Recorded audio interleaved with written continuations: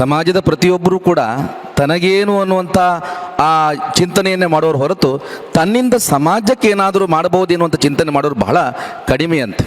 ಆ ನಿಟ್ಟಿನಲ್ಲಿ ಈ ಹಬ್ಬನಡಕದ ಯುವಕರು ಯಾವಾಗಲೂ ತಮ್ಮ ಸ್ವಂತಕ್ಕಿಂತ ಹೆಚ್ಚಾಗಿ ತಮ್ಮನ್ನ ಸಮಾಜಕ್ಕೆ ಏನಾದರೂ ಕೊಡಬಹುದೇನುವಂಥ ಆ ಸದಾಶಯದೊಂದಿಗೆ ಸದಾ ತುಡಿತ ಹೊಂದಿರುವವರು. ಹಾಗಾಗಿ ಇವತ್ತು 25 ವರ್ಷವೂ ಕೂಡ ಯಶಸ್ವಿಯಾಗಿ ಮುನ್ನಡೆಸಲಿಕ್ಕೆ ಬರಲಿಕ್ಕೆ ಅವ್ರ ಮುಖ್ಯ ಕಾರಣ ಅಂದರೆ ಅವರಿರುವಂಥ ಸಾಮಾಜಿಕ ಚಿಂತನೆ.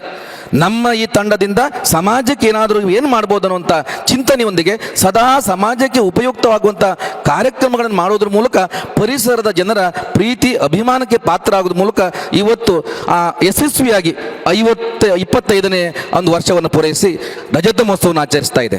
ನಾನು ಈ ಯುವಕ ಮಂಡಳದ ಪ್ರತಿ ಹೆಜ್ಜೆಯನ್ನು ಅತ್ಯಂತ ಹತ್ತಿರದಿಂದ ನೋಡೋವನು. ಅವರ ಪ್ರತಿಯೊಂದು ಯಶಸ್ವಿ ಹೆಜ್ಜೆ ಹಿಂದೆ ನಿರಂತರವಾದಂಥ ಪರಿಶ್ರಮ ಇದೆ, ಸಾಮಾಜಿಕ ಕಾಳಜಿ ಇದೆ. ನಾನು ಆ ಯುವಕ ಮಂಡಳ ಸದಸ್ಯರಲ್ಲಿ ಗಮನಿಸಿದಾಗ ಅವರಲ್ಲಿರುವಂಥ ಒಂದು ಕೌಟುಂಬಿಕವಾದಂಥ ಪ್ರೀತಿ, ಪ್ರತಿ ಸದಸ್ಯರು ಕೂಡ ಅವರೊಬ್ಬರಲ್ಲ, ಅವ್ರ ಇಡೀ ಕುಟುಂಬ, ಅವರ ಹೆಂಡತಿ ಮಕ್ಕಳು ಎಲ್ಲರೂ ಕೂಡ, ತಂದೆ ತಾಯಿ ಎಲ್ಲರೂ ಕೂಡ ಭಾಗವಹಿಸುವಂಥ ಒಂದು ಯುವಕ ಮಂಡಳ ಒಂದು ರೀತಿಯಲ್ಲಿ ಇದ್ದರೆ ಅದು ಹಬ್ಬನಡಕ ದುರ್ಗಾಪರಮೇಶ್ವರಿ ಪೆನ್ ಕ್ಲಬ್ ಅನ್ನೋದನ್ನು ನಾನು ಹತ್ತಿರದಿಂದ ಕಂಡುಕೊಂಡದ್ದು.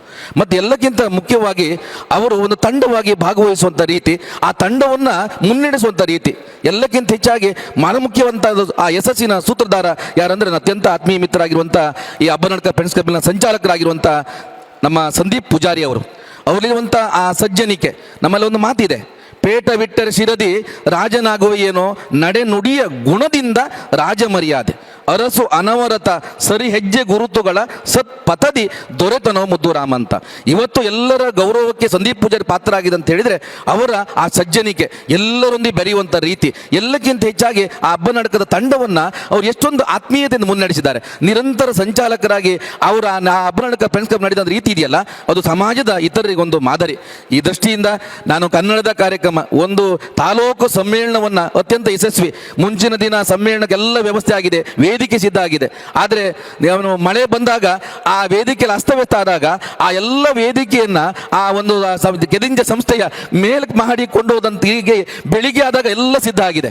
ಇದು ಆ ಯುವಕರಿರುವಂಥ ಆ ಸಂಘಟನಾ ಶಕ್ತಿಗೆ ಸಾಕ್ಷಿ ಅಂತ ಭಾವಿಸಿಕೊಳ್ತೇನೆ. ಇಂಥ ಅನೇಕ ಕಾರ್ಯಕ್ರಮಗಳು ಅವರು ಯಶಸ್ವಿಯಾಗಿ ಮುನ್ನಡೆಸಿದ್ದಾರೆ. ಇನ್ನು ಮುಂದೆ ಈ ರಜತ ಮಹೋತ್ಸವ ಆಚರಿಸುತ್ತಿರುವಂಥ ಈ ಫ್ರೆಂಡ್ಸ್ ಕ್ಲಬ್ ಅದು ಸುವರ್ಣ ಮಹೋತ್ಸವ, ಶತಮಾನೋತ್ಸವ ಆಚರಿಸುವಂತ ಆಗಬೇಕು.